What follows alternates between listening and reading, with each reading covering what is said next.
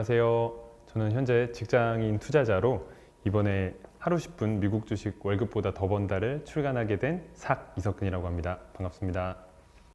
국내 주식, 미국 주식 다 합쳐서 운용하고 있는 자금은 한 2, 3억 사이에서 이제 현금 비중 왔다 갔다 하면서 조절하면서 투자하는 수준입니다. 지난해가 전체 그 자산 수익으로는 20% 정도 되고 지금까지도 좀 신기하게도 좀 비슷하게 수익률이 좀 나온 편이어서 연평균 거의 계속 20%, 2018년부터는 지금 20%로 계속 내고 있습니다.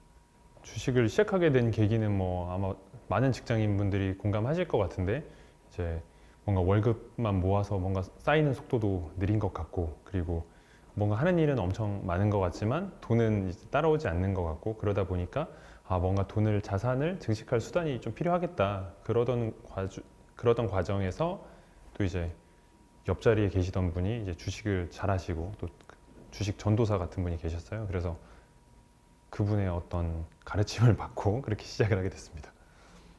원래는 국내 주식을 주로 해왔고 그리고 퀀트 투자를 주로 했었거든요. 근데 이제 2020년 코로나 때 저도 퀀트 투자가 한 마이너스 35% 정도 한 번에 되는 경험을 했는데 이제 당시에 이제 글로만은 알고 있었는데 항상 위기가 올 때 환율이 급등한다 요거를 알고 있었는데도 막상 실제로 국내 주식은 마이너스 35%인데 환율은 플러스 12% 이렇게 급등하는 것을 보니까 이게 환율에 대한 어떤 그 수비가 필요하겠다. 그래서 미국 주식을 안 할 수가 없다. 이건 이제 선택이 아닌 것 같다. 이런 생각으로 이제 미국 주식을 그때부터 공부하게 됐고 그 과정이 담긴 책이 이 책이라고 보시면 될 것 같아요. 네, 이제 가치주 투자를 하는 데 있어서 주요한 지표 5개를 말씀드리곤 하는데요. 이제 국내에서는 PER, PBR, PCR, PSR 이런 형태로 부르는 것들입니다. 그리고 아무래도 미국 주식이다 보니까 검색하고 할 때 미국식으로 알고 있는 게 검색할 때도 좋거든요. 그래서 책에서는 그대로 표현하려고 했고 그게 이제 PER 같은 경우는 PE, PBR은 PB. 그래서 앞에 두 글자는 똑같이 PC, PS 이렇게 4가지 가치 지표가 있겠고요. 그리고 또 추가로 말씀드리고 싶은 게 샤프 지수라는 게 있습니다. 이 샤프 지수는 이제 수익률만 좋은 것이 아니라 변동성이 어떤지를 이제 같이 고려한 거거든요. 그래서 변동성이 높을수록 샤프 지수가 낮아지고 변동성이 낮을수록 샤프 지수가 높아집니다. 다시 말해서 같은 수익률일 때 변동성이 낮으면 샤프 지수는 높은 거죠. 그래서 샤프 지수가 높을수록 좋다라고 보시면 되겠고요. 그리고 그 앞서 말씀드린 4가지 지표 PB, PE, PS, PC 각각에 대해서 설명을 드리겠습니다. PB 같은 경우 이제 주가 순자산 비율이라고 하는데 주가가 기업이 가지고 있는 순자산에 비해서 어느 정도냐라는 거예요. 그러니까 그 기업이 1억이라는 순자산을 갖고 있는데 주가가 또 그 시가총액 1억이다. 그럼 1 이렇게 되는 건데 이 숫자가 낮을수록 아무래도 저평가됐을 가능성이 높다라고 보는 거고요. PE 같은 경우는 이제 주가를 이익으로 나눈 비율입니다. 그래서 지금 다 마찬가지로 잘 보면 P를 B로 나누고 P를 E로 나누고 P를 C로 나누고 P를 S로 나누는 건데 이제 C랑 S는 또 각각 현금 흐름 그리고 S는 매출액입니다. 그래서 재무제표에서 다 보실 수 있는 항목들이고 이 항목들과 주가의 비율을 본 거죠. 그래서 이게 가치 지표들은 주가의 가격과 관계가 있는 지표들이어서 이 지표들이 낮을수록 저평가의 확률이 높다는 겁니다. 특히 PE랑 PB 같은 경우는 소형주일 경우는 굉장히 효과가 좋고 한 50년 정도 데이터를 봐도 연복리 수익률 20%가 넘을 정도로 굉장히 효과가 있던 지표고요. 그리고 PS 같은 경우는 이제 킴피셔가 유행을 시킨 그 가치 지표인데요. PS 같은 경우는 10년 단위로 봤을 때 하위 50% 종목만 골라서 투자를 했어도 시장을 이길 확률이 10년 단위로 95%가 될 정도로 효과가 아주 좋은 가치 지표입니다. PC랑 PS는 둘 다 하위 항목에 주로 투자했을 경우는 연복리 수익률이 거의 18% 정도 나올 정도로 굉장히 데이터로도 입증이 된 그런 가치 지표라고 말씀드릴 수 있겠습니다. 사실 이 가치 지표들을 어떻게 절대적인 기준을 두기에는 어려운 면이 있습니다. 왜냐하면 주식시장의 어떤 등락에 따라서 특히 지금 같은 경우는 PB든 PE든 대부분의 지표가 시장 전체로 봐도 굉장히 높아져 있는 상태거든요. 그럼 이제 그 기준을 시장 평균을 최소한은 보는 거죠. 예를 들면 시장 평균 PB가 2다. 그러면 나는 그래도 2보다는 낮은 주식을 봐야 되겠다. 그래야지 시장 평균보다는 저평가될 확률이 높을 거잖아요. 그런 형태로 기준을 잡고요. 그 다음에 되도록이면 아무래도 낮을수록 좋다라고 생각하지만 정말 모르는 기업에 투자하기는 부담스럽기 때문에 어느 정도 그 말씀드린 평균 수준에서 이하를 필터링한 다음에 그 안에서 이제 또 여러 가지 조건들을 보면서 종목을 살펴보는 편입니다. 첫 번째는 무조건 ROE를 보려고 합니다. 아무래도 기업이 가진 돈에 비해서 이익을 얼마나 내느냐는 중요한 지표고, 뭐 워렌 버핏도 하나의 지표만 고른다고 하면 ROE라고 했으니까, 그래서 ROE를 꼭 보고, 그 다음에는 매출, 영업이익, 순이익이 계속해서 성장 추세에 있는지를 꼭 살피고요. 그 중에서도 이제 이익의 성장성이 얼마나 좋은지, 그래서 EPS 성장성을 보고 있고, 이제 거기까지만 봤을 때는 주가가 또 얼마나 고평가되어 있는지는 알기가 어렵거든요. 그래서 약간 가치주를 살필 때에 가치 지표적인 지표가 PEG 레이쇼라는 게 있는데, 이게 PER을, 그러니까 PE를 EPS 성장률로 나눈 지표입니다. 그러니까 성장률이 좋은데 PE가 계속 고평가로 숫자가 높아지고 있다면 PEG도 같이 높아지거든요. 그래서 PEG가 일정 수준 이하로 낮으면 좋다. 그래서 뭐 피터 린치 같은 경우는 우리는 뭐 0.5 이하를 찾아야 된다라고 했는데, 0.5 이하는 지금은 굉장히 찾기가 어려운 수치고, 다른 짐 슐레이터 같은 사람은 PEG 1.0 이하 대형주는, 그리고 대형주가 아니면 0.75 이하면 적당하다라고 했는데, 지금 기준에서 봤을 때는 1도 그렇게 만만한 수치는 아니거든요. 그래서 대략적으로 한 1.5 정도 이하로 보면 그래도 성장주 중에서 가치적인 차원에서 좀 고려하기 좋다, 뭐 이렇게 말씀드릴 수 있을 것 같아요. 실제로 이 기업이 어떤 경제적 해자가 있느냐, 경제적 해자라는 말이 좀 어려울 수도 있는데, 이 해자가 그 성을 둘러싼 이런 어떤 연못, 그러니까 성을 함부로 함락시킬 수 없는 그런 것을 말하는데, 그만큼 이 기업이 지금 가지고 있는 어떤 서비스가 뭐 독점을 할 수 있을 정도로 뛰어난 제품을 가지고 있느냐인데요. 대표적으로 뭐 애플을 봤을 때 맥북을 대체할 만한 노트북이 쉽게 나오겠느냐, 혹은 넷플릭스 같은 서비스가 쉽게 대체되겠느냐, 요즘에는 뭐 디즈니 플러스로 나오고 하지만요. 이런 형태로 실제 서비스나 제품이 그런 독보적인 어떤 포지션을 차지하고 있느냐를 중요하게 보고 있고, 그 다음에는 경영진에 대한 신뢰도를 많이 봅니다. 그래서 경영진이 지금까지 해온 행보들, 대표적으로 뭐 스티브 잡스도 있을 것 같고, 제프 베조스도 있을 것 같고, 뭐 약간의 논란은 있지만 일론 머스크 같은 굉장히 지금 팬덤이 있지 않습니까? 그래서 그런 부분이 또 성장주를 고를 때 중요한 체크 포인트다라고 말씀드릴 수 있을 것 같습니다.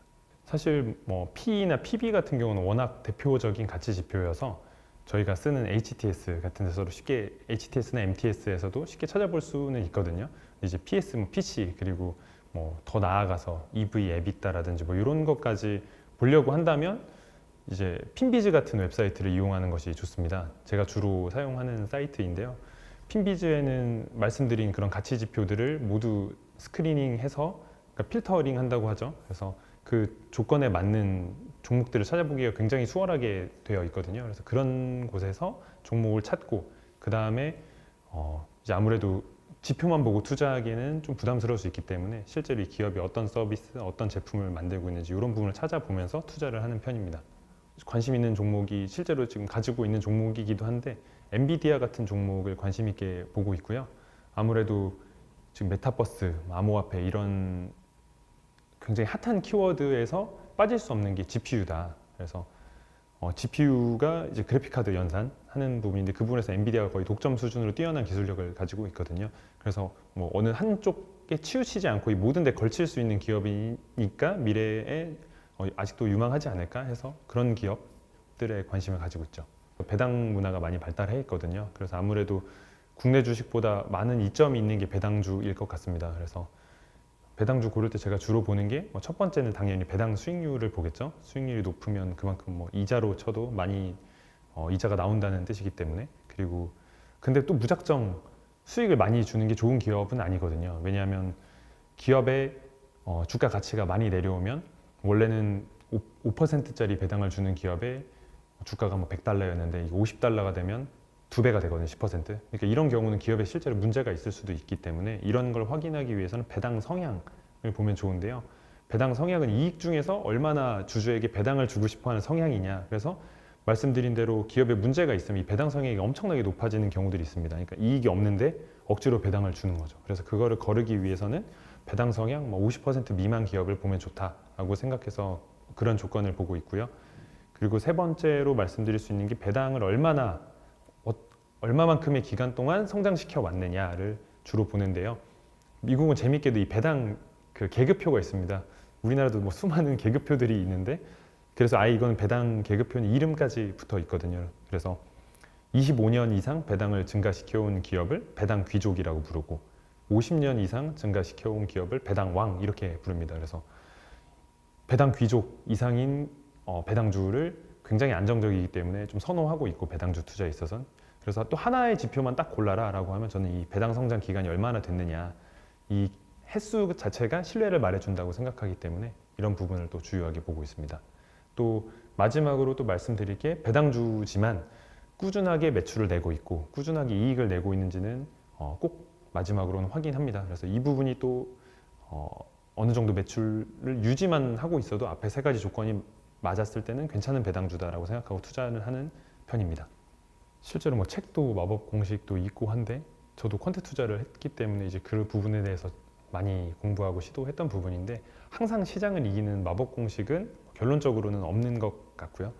하지만 뭐 일정 시기에 따라서는 뭐 10년씩 이기기도 하고 이런데 2010년부터 2021년까지 봤을 때는 사실 그냥 지수 추종만 하는 ETF 하나만 들고 있는 경우가 웬만한 어떤 마법 공식들보다 앞서는 시기도 있어요. 뭐 제 책에서도 그 소개하고 있는 듀얼 모멘텀 같은 전략도 굉장히 훌륭한 전략이지만 이런 대세 상승장에서는 듀얼 모멘텀 하는 것보다도 그냥 지수 추종 ETF 하나만 들고 있으면 더 낫고 하거든요. 그래서 어떤 시장을 항상 이기는 마법 공식은 없는 것 같다. 하지만 언제나 시장에서 크게 피해보지 않는 방법은 있다. 그게 저는 자산 배분이라고 생각하고 자산 배분 중에서도 가장 올드한 포트폴리오인 영국 포트폴리오 같은 경우만 해도 43년간 데이터를 봤을 때에도 최악의 순간에도 마이너스 15%를 가지 않거든요.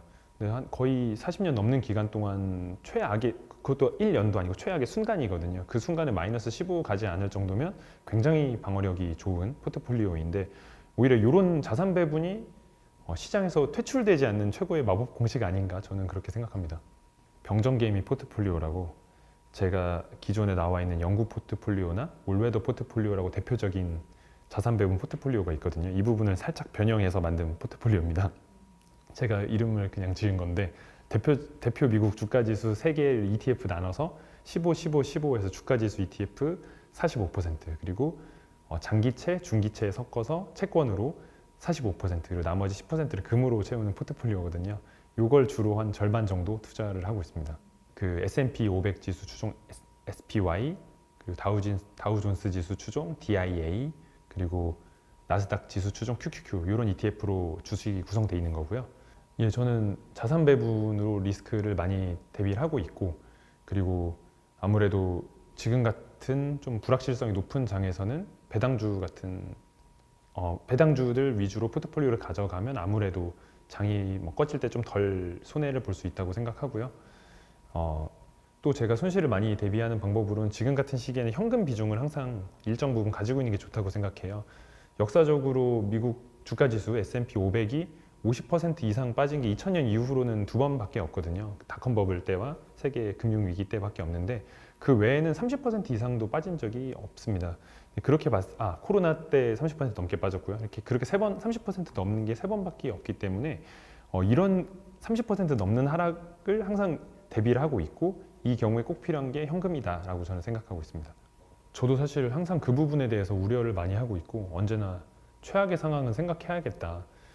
사실 전에 있던 버블 때보다 더 큰 버블이 오지 말라는 법은 없는 것 같아요. 그래서 그 부분을 대비하기 위해서 지표들을 여러 개 살펴보는데 버블을 살피는 지표로 이제 책에서 6개를 소개하고 있습니다. 6개가 가치 지표에서도 얘기했던 PE, PB 그리고 배당주 얘기할 때 나온 배당 수익률을 시장 전체에 대해서 확인하는 거예요. 그래서 역사적으로 지금 PE랑 PB 그리고 배당 수익률이 어떤 지점에 와 있느냐. 예를 들면 PB가 역사적 평균은 1.5였는데 지금은 3을 넘는다든지 4를 넘는다든지 이런 부분을 확인하면 지금이 얼마나 높은지를 확인할 수 있고요. 그리고 배당 수익률 관점에서 수익률이 낮을수록 아무래도 주가가 고평가되어 있을 가능성이 높겠죠. 그래서 시장 전체에 대해서 배당 수익률을 보고요. 또 버핏 지표라는 게 있습니다. 버핏 지표라는 것은 미국 주식 전체 시가총액을 GDP로 나눈 건데, 버핏 같은 경우는 이제 이게 1이 넘어가면 고평가다 뭐 이렇게 얘기를 해서 만들어진 지표인데 현재 2가 넘거든요. 그러니까 이런 관점에서 보면 또 주식이 굉장히 고평가일 수도 있다라고 볼 수가 있고, PE랑 PB 차원에서도 지금이 가장 높은 수준이다라고 볼 수 있고요. 대신 이제 배당 수익률 관점에서 봤을 때는 지금 금리가 아직은 미국이 이제 긴축을 들어간다고 했지만 아직은 올리지 않은 상태이기 때문에 이 관점에서는 배당 수익률이 고평가인지 저평가인지 애매하다 이 정도 상태고요.